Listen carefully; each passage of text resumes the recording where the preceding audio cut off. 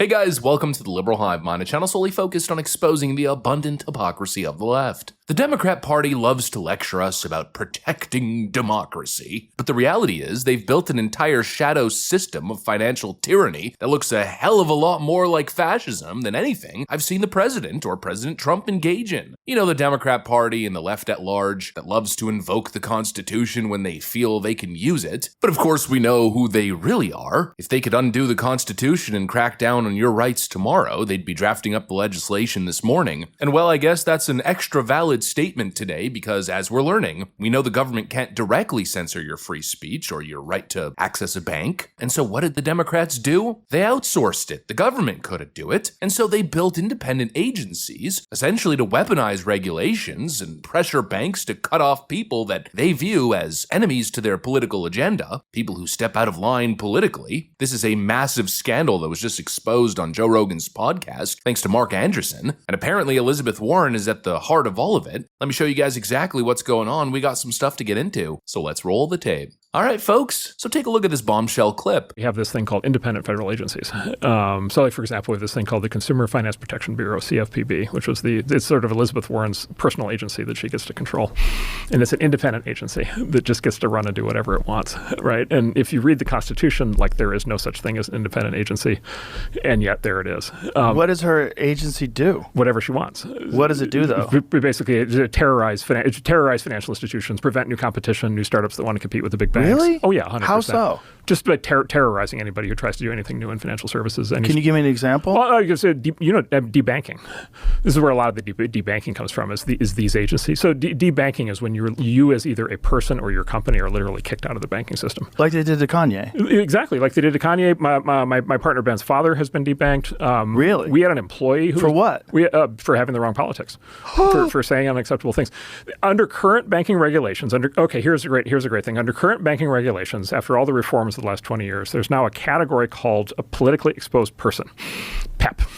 And if you are a PEP, you are required by financial regulators to kick them off of to kick them out of your bank. What? You're not allowed to have them. What if you're politically on the left? Well, that's fine. No. because they're not politically exposed. So no one on the left gets debanked? I have not heard of a single instance of anybody on the left getting debanked. You get kicked out of your bank account. You get kicked out of you can't do credit card transactions. By the way, you can't How is that legal? Well, exactly. So this is the thing. And then you go into this thing of like, well, this is where the government and the companies get intertwined.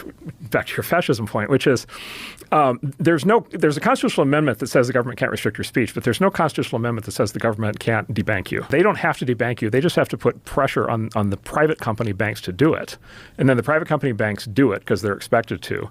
But the government gets to say, we didn't do it. It was the private company that did it. So apparently the CFPB is Elizabeth Warren's personal agency, her little kingdom of sorts that she essentially runs like a dictator. Upon founding, it was designed to be, quote, independent, which of course sounds nice on surface level, right? Well, that is until you realize that independent means completely unaccountable to Congress, independent from Congress, the courts, and the Constitution, apparently. And actually, speaking of the country's founding documents, I don't know about you guys, but I couldn't find the part where it allows for rogue outfit agencies like this. And yet, here we are again, where an unelected mob of bureaucrats get to terrorize banks, get to crush fintech startups that they don't like, that don't align with their progressive vision. Essentially, you got a bunch of unelected Democrat bureaucrats who have put themselves in a position of influence and authority where they get to bully innovators right out of the marketplace. And what do you think they're doing? Well, likely, they're weaponizing it in a partisan fashion, wielding this power at the detriment of corporations that they don't like or they don't associate with. And of course, the opposite for companies they're attempting to uplift. But here's the most sinister part, the debanking. And this is when the government teams up with some big banks to basically blacklist people, American citizens, from being able to enter the financial system entirely. No accounts, no transactions, no way to run a business. I mean, you're basically cut off from modern life. And the justification seems to be the answer to the question why. Well, you had the wrong politics. The prime examples are Kanye West, David Horowitz, Nick Fuentes, the list goes on, all slapped with the politically exposed person label, a designation that's supposedly about anti-corruption, but is only ever applied to far-right conservatives. And I find that a little bit telling considering nobody on the far left gets touched, right? Hassan Piker literally celebrating terrorism openly on Twitch. No, he's never going to get debanked. bank. No, of course not. He's too busy being embraced by one of the most high-profile Democrats out there. At least in today's day and age, Mamdani meets up with Hassan Piker. Not to mention all the fluff pieces that the big mainstream media outlets have been writing on this guy. Basically, if you're far right and you have controversial viewpoints, you get depersoned. But if you're far left with very controversial opinions, well, you get to be a Twitch millionaire with all the media outlets oohing and ahhing at how incredible you are. Truly a despicable double standard, and obviously a major issue here. This is why the left can engage in lawfare. This is why they have the power and influence that they do, because they've essentially created a shadow system of governance where they get to pull the strings from behind the scenes. And that seems to be the trick. The feds can't ban your speech, but they can lean on the banks until you can't pay your bills anymore, can't keep your lights on, can't survive. It's censorship by proxy, and it's the same thing we saw with all the social media websites. The Democrats were using nonprofits and even federal agencies, using the CIA and the FBI to influence big social media companies to essentially do their bidding. Get rid of Alex Jones, get rid of Donald Trump, get rid of all the people tweeting out the Hunter Biden laptop story. It's all connected, folks. It is all connected. The major 2021 free speech crackdown on YouTube, where do you think that came from? It came directly from the Joe Biden administration that again applied a bunch of pressure on YouTube to censor people based on their political viewpoints on certain issues during the pandemic. Joe Biden can't censor you directly, but he'll sure as hell make Google do it. They'll sure as hell pressure Facebook and Mark Zuckerberg to ban all the conservative moms who are talking about inappropriate reading materials being pushed on young children in the public school system. Again, it's censorship by proxy, it's fascism, it's unconstitutional, plain and simple. And make no mistake, the Democrats are at the core of this constitutional violation, this deep-seated government corruption. And to be honest, a good chunk of this, at least in the financial sector, seems to be Elizabeth Warren's little pet project. This is her empire. And the misdirection is really what's crazy, because she's always described the CFPB as an important department that's purpose and goal was to protect consumers. And look, it's possible that they do a little bit of that, but very obviously there's a side project, or maybe that's the cover story for the real intention, which is targeting anybody who dares challenge the leftist agenda. I mean, just incredible stuff, and there's such a deep level of hypocrisy here. The same Elizabeth Warren who pretends to always be fighting for the little guy, well, she's gotten filthy rich off a senator's salary, built a fortune while branding herself as the people's champion. And now she's building agencies, again, pretending as if she's there to protect the little guy, when really, her actual mission is to silence and financially ruin people that she disagrees with. She is the phoniest fraud in Washington. And actually, Trump spoke to this the other day. It's so vicious what they do. Elizabeth Warren said she was an Indian. We call her Pocahontas. She's a liar. She lied her whole career. Based on the fact that she was an Indian, she was able to get into certain colleges, get certain jobs, get into certain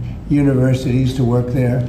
She's a liar and a mean person. She's a nut job. I watched her the other night. She's all hopped up endorsing a communist in New York City, and she was all excited and jumping up and down. She's got to take a drug test. She really does. She's got to take a drug test. There's no way somebody can act that way and be normal. What she's done to our financial institutions, she destroys people. And I totally agree. That lie alone, faking Native American heritage for career gain, frankly should disqualify her from holding public office forever. You might think that's harsh, but just think about it. If you'll lie about who you are, you'll lie about your identity, and even try to take advantage of minority groups for your own personal benefit, I mean, obviously, if you're willing to do that, you'll lie about anything. She obviously can't be trusted, just like the Democrats can't be trusted after lying to our faces for 4 years under the Joe Biden administration. Their dishonesty sees no bounds. I mean, it's unbelievable. They'll lie about the smallest thing and also engage in the most malicious, corrupt behavior. This is simply a party that cannot be trusted, and at least, we have a president now who's actually doing something about it. I mean, thank God that Trump is gutting the entire program. The CFPB's budget has been cut by 90%, and President Trump also signed an executive order banning political debanking. And so once again, it's the same situation. The guy they tell you is evil, fascist. Well, he's the guy fighting for your rights. He's the guy who's stopping the leftist tyrants and fascists. And this is yet again another example. Anyways, that's pretty much what I got for you guys. Hopefully you enjoyed it. If you did, make sure to leave a like and possibly subscribe. Thanks for watching, and I'll see you on the next one.